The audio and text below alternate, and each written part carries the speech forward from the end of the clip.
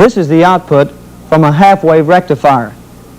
In a previous lesson, you learned that the peak amplitude of this output pulse is equal to the peak amplitude of the secondary voltage. But notice that we only have the output pulse half the time. The other half of the time, there's no output at all. Here's the output from a full-wave rectifier. Now we have an output pulse all the time, but notice that its peak amplitude has decreased. This is because the full-wave rectifier uses a center-tapped transformer, making each output pulse only 1/2 as large as the peak voltage available from the transformer secondary. Here's the output from a rectifier that combines the best features of the other two rectifiers to produce an output pulse all the time that is still the same peak amplitude as the peak amplitude of the secondary voltage. It's called the bridge rectifier and is the subject of this lesson.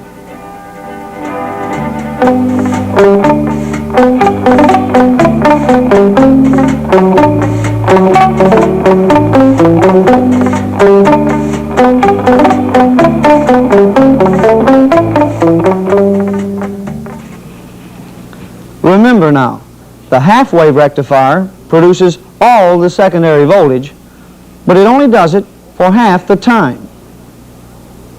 The full-wave rectifier produces half the secondary voltage, but it does it all the time. And the bridge rectifier that we're going to study produces all the secondary voltage, and it does it for all the time. 3 different rectifiers, 3 different outputs. And yet, they all operate on the same basic principle, electronic switching of the transformer secondary. We're going to discover this principle by tracing the development of these rectifiers. Because by understanding this simple principle, you'll be able to name each component in the bridge rectifier circuit and know exactly what its function is. You'll be able to trace current flow through the circuit. You'll know how to calculate all the voltages in the circuit, and you'll know how to troubleshoot the circuit. All these things you'll learn in this lesson on the bridge rectifier. Now you might be wondering, why so many different types of rectifiers? Well, like so many other developments in electronics, rectifiers have evolved through several stages. At first, they were simple devices because the need for their output voltages was not extremely critical. However, with the development of more sophisticated equipment, the need for more exact, more powerful output voltages arose. The half-wave rectifier is limited in the amount of current it can supply to the external circuit. Additionally, its average DC voltage output is less than 1/3 of its peak secondary voltage. For these reasons, its use is limited to very low power applications. Even the full-wave rectifier has its limitations. Though able to supply more current to the external circuit than the half-wave, it is still a relatively low power device. And because it requires a center-tap transformer, only half the available secondary voltage is felt in the output. Another limitation of the full-wave rectifier is the peak inverse voltage applied to each non-conducting diode. It is double the output voltage.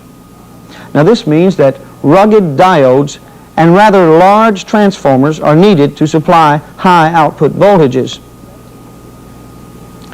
There is a definite need, then, for a rectifier without these limitations. The bridge rectifier meets this need.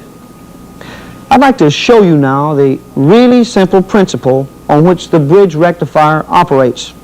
Remember, earlier it was stated that the principle was electronically switching the transformer secondary. Now the transformer is connected to a 115-volt AC power source. The load represents the current drain on the circuit. During 1/2 of the input alternation, the voltage across the secondary will appear like this. Positive on the top and negative on the bottom. Now, pay particular attention to this next step. At this time, electronically, the bridge rectifier does this. Connects the load to the top or positive end of the secondary and grounds the bottom end of the secondary. Now, this electronic switching occurs as soon as the top of the secondary goes positive and terminates when it starts going negative. When the input reverses, the top of the secondary becomes negative and the bottom becomes positive. Now, the bridge rectifier electronically switches the transformer connections like this. The load is connected to the bottom or positive end of the secondary, and the ground is connected to the top or negative end of the secondary. Now notice that the load is always connected to the positive end and ground is always connected to the negative end of the secondary. This is true if we want a positive output voltage. Of course, if we want a negative output voltage, all we do is arrange the bridge rectifier circuitry so that the load is always connected to the negative end of the secondary and the ground is always connected to the positive end. With this arrangement, the output voltage is negative. But since the bridge rectifier is mostly used to produce positive output voltages, that is the arrangement which we'll concentrate on in this lesson. Now that we have a basic understanding of the principle on which the bridge rectifier operates, switching of the load and the ground connections to the transformer secondary. Now don't lose sight of this simple principle, because by understanding this, you'll have no trouble understanding any aspect of the circuit. To make certain that you do understand this principle, let's have a little test. Now in your TVI guide, under item 1, you'll find 4 diagrams. Now you're asked to draw in the connections to the load and to the ground for each diagram. Oh, and be sure to check the output voltage in each case before drawing in the connections. Okay? Here's the first one. The output voltage in this case is positive. So, where is the load and the ground connected?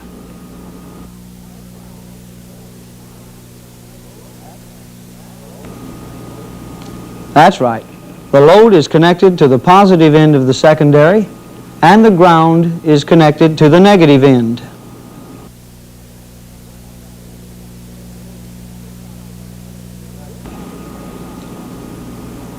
Now this output voltage is negative, so where is the load and the ground connected?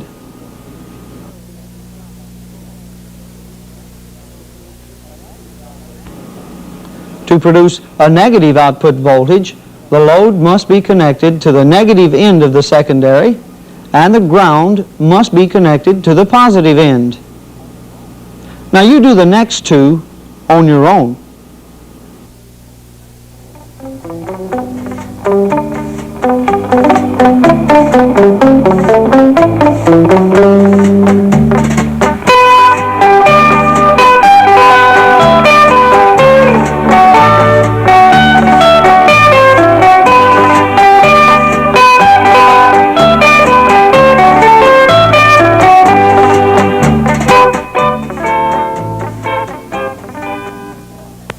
Now, since everyone passed the test, let's go one step further and determine exactly how the load and ground connections are switched by the bridge rectifier circuitry.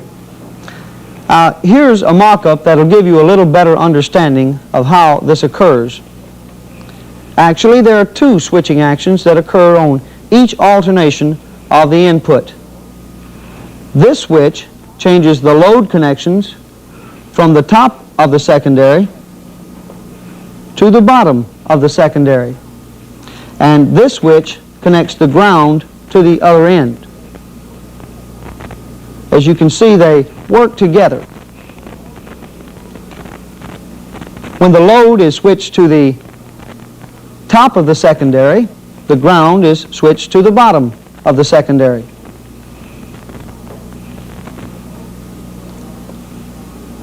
When the load is switched to the bottom, the ground is switched to the top. And it's that simple. Back and forth,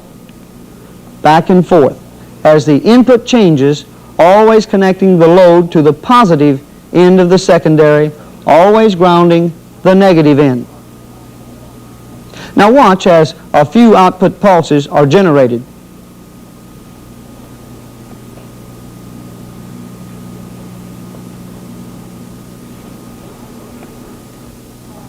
Notice that the output voltage is positive. This is because the load is always connected to the positive end of the secondary, and the negative end is always grounded. Of course, a mechanical switch like we used is not suited to the rapid changes of the AC voltage, so an electronic switch is used. The solid-state diode is the electronic switch. As you know, the diode will conduct in one direction only. When a positive is applied to the collector and a negative to the emitter, current will flow. The diode is said to be forward biased. With negative on the collector and positive on the emitter, the diode is reverse biased and current will not flow. It's this on-off characteristic of the diode that makes it an ideal electronic switch. So let's now determine exactly how the diode is used in the bridge rectifier to accomplish the electronic switching of the load and the ground connections. First, let's see how the ground is switched. With this polarity on the secondary, we must connect the bottom or the negative end of the secondary to ground. Now this diode is connected so that its collector is always at ground potential. In order for it to allow current to flow, its emitter must be negative with respect to its grounded collector. So anytime this end of the secondary goes negative or below ground potential, the diode becomes forward biased, conducts, and connects this end of the secondary to ground. When the input reverses, this end of the secondary is positive or above ground. The diode is reverse biased, will not conduct, and opens this path to ground. Another diode connected to the top of the secondary will accomplish the same thing. It'll connect the top of the secondary to ground when it's negative and open this path to ground when the top of the secondary is positive. Now watch as these two diodes work together to always connect the negative end of the secondary to ground.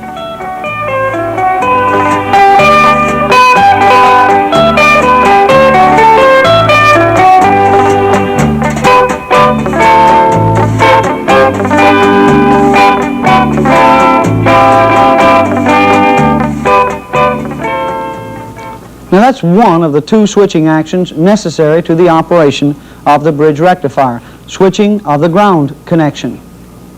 Now let's see how the load connections are switched. Actually, it's done the same way.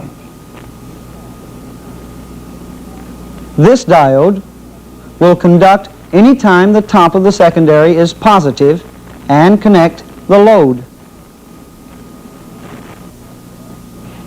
This diode conducts when the bottom of the secondary is positive and connects the load. Now watch as all four diodes work together to electronically switch the ground and the load connections to the secondary. With positive on the top and negative on the bottom of the secondary, CR4 conducts to ground the bottom end. At the same time, CR2 conducts to connect the load to the top end. Both CR1 and CR3 are reverse biased and will not conduct. Current flows in this direction up through R sub L, producing a positive output voltage for the load. When the input reverses, CR1 becomes forward biased, conducts, and grounds the top of the secondary. CR3 conducts to connect the load to the bottom end. Current flows in this direction, still up through R sub L, still producing a positive output voltage. Now notice that in both instances, current flows the same direction through the load. So the output voltage is always positive. Okay, that's how it works. The diodes electronically switch the ground and the load connections to the secondary.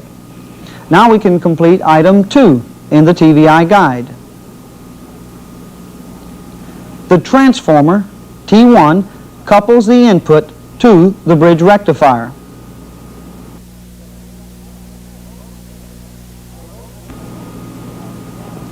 The load resistor, R sub L, develops the output voltage.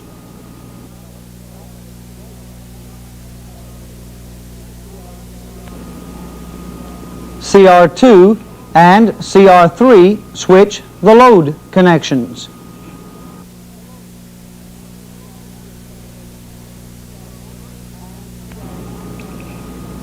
And CR1 and CR4 switch the ground connections. Now, let's complete item 3 in the TVI guide. Show the path and direction of current with this polarity on the secondary. All right, from the negative end of the secondary, then up through CR4 to ground, then from ground up through R sub L, and on up through CR2 and on to the positive end of the secondary.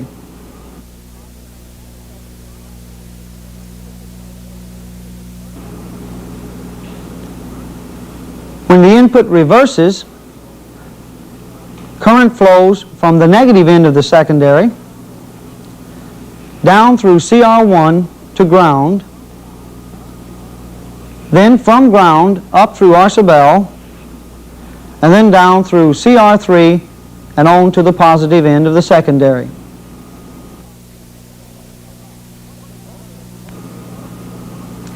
Okay, what have we learned now about the bridge rectifier? It produces all the secondary voltage all the time. Right? This is accomplished by electronically switching the ground and load connections to the secondary. Correct. And remember, the electronic switching is accomplished by 4 diodes. Yes, CR1 and 4 switch the ground connection. And CR2 and 3 switch the load connection. They all work together to cause current to always flow the same direction through the load. This provides an output that is all positive. Very good. You're a good student. Now let's go a step further and discuss the voltages present in the circuit. Remember, earlier we stated that if you understood the principle on which the bridge rectifier operates, you'd have no trouble calculating any voltage in the circuit. Now, I'd like to show you exactly why. With the load always connected to the positive end of the secondary, and ground always connected to the negative end, couldn't we simplify this and say that the load is always in parallel with the secondary? Look at this. Positive on the top of the secondary, the same positive on the top of the load. Ground on the bottom of the secondary, and ground on the bottom of the load. The load is in parallel with the secondary. Now it should be obvious that whatever voltage is felt on the secondary will also be felt on the load. Now knowing this, calculating voltages in the bridge rectifier simply boils down to what is the secondary voltage. Now there are a couple of points to remember when calculating the secondary voltage. First, is there a step-up or step-down ratio between the primary and secondary windings of the transformer? Now here we see a 1-to-1 ratio, which means that the secondary voltage is exactly the same as the primary or input voltage. A 1-to-3 ratio, shown schematically like this, simply means that the secondary voltage is 3 times the primary voltage. Now, if no ratio is indicated, then it's assumed to be a 1-to-1.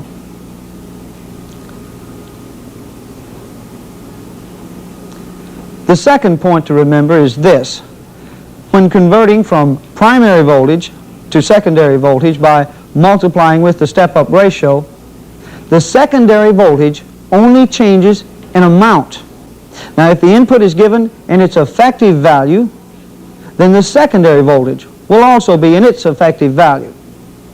If the input is given in its peak value, then the secondary will be determined in its peak value. So the first thing to do in calculating any voltages in the circuit is to use the transformer ratio, if any is indicated, and then determine the secondary voltage. Once you've determined the secondary voltage, it's simply a matter of using the right formula to determine any voltage value in the circuit. For example, here's the formula used to convert effective voltage into peak voltage. E peak equals E effective times 1.414. These and other formulas you'll need to learn are shown under item 4 of your TVI guide.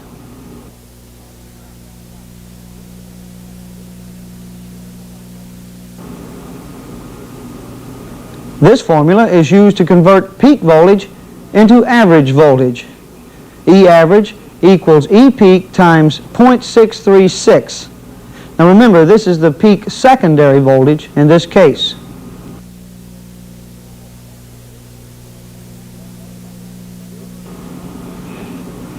Here's the formula used to convert effective voltage to average voltage. E average equals E effective times 0.9.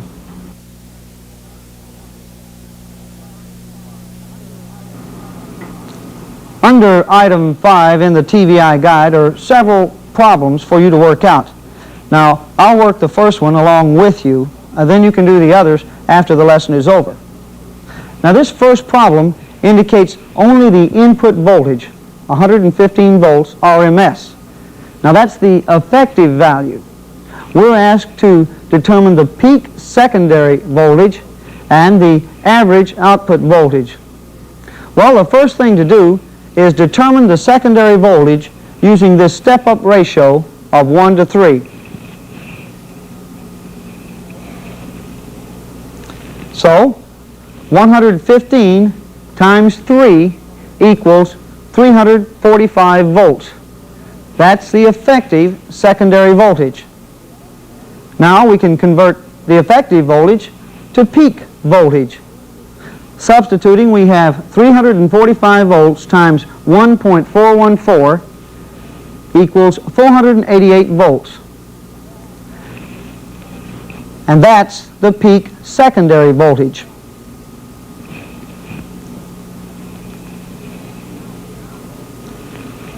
Now we can convert the peak secondary voltage to average output voltage. Substituting and working the problem out shows that the average output voltage is 310 volts.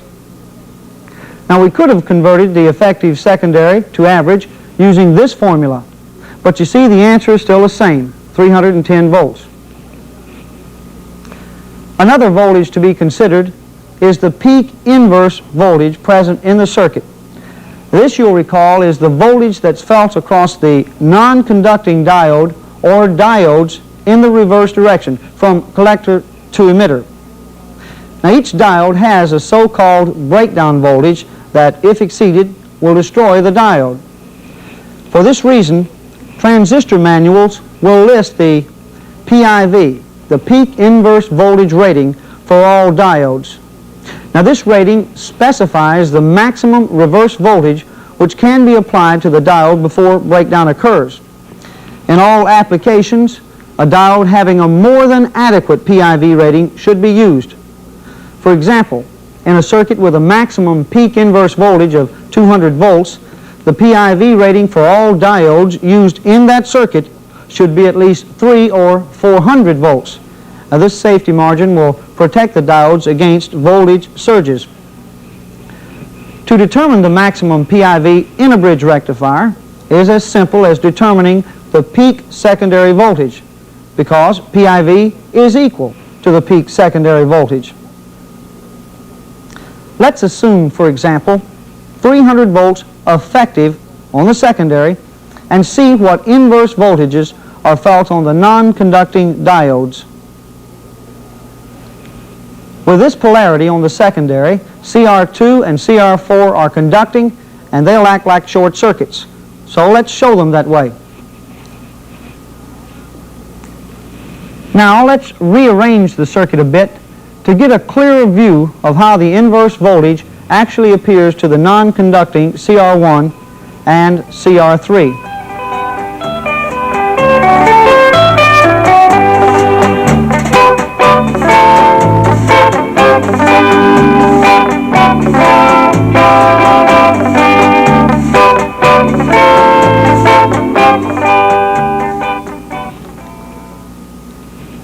Actually, T1, CR1, CR3, and R sub L are all in parallel. So whatever voltage is felt across the secondary of T1 is also felt across CR1 and CR3. Both collectors are at ground. Both emitters are at a positive 300 volts effective. But we're looking for the peak inverse voltage. So we must convert this 300 volts effective to its peak value. Remember the formula? E peak equals E effective times 1.414. So the peak inverse voltage, in this case, is 424 volts. When the input reverses, CR2 and CR4 feel 424 volts peak inverse voltage also. All the diodes feel the same PIV, the peak secondary voltage. Now, the final subject of this lesson is troubleshooting. This is simply a matter of understanding the circuit operation and analyzing the symptoms of malfunction. Now, here is a view of the normal output from the bridge rectifier. Let's put a trouble in the circuit and see if we can determine what's causing it. Notice that all of the output is gone. Our symptom of malfunction then is no output. Now, what could cause this problem? Well, the first thing to check, of course, is the fuse. If it's blown, you'll have no output. But let's assume for now that the fuse is good. So what else do we check? Remember, there are two distinct paths for current flow in this circuit. One path is used to produce one pulse in the output. The other path produces the other pulse. But notice that some parts of the circuit are common to both current paths. The transformer, some of the connecting wires, and the load resistor R sub L. So it's logical to assume that if both pulses of the output are affected, as with no output, the trouble must be in some part of the circuit that is common to both current paths. So with no output as a symptom, we check the transformer for possible open primary or secondary winding, the common connecting wires for possible breaks, and the output resistor R sub L for an open. Now let's look at another possible symptom you might encounter. Here we see a normal half-wave output. Normal, that is, for a half-wave rectifier, but definitely not normal for a full-wave bridge rectifier. This indicates that the bridge rectifier is now operating as a half-wave rectifier. And that, of course, is not as it should be.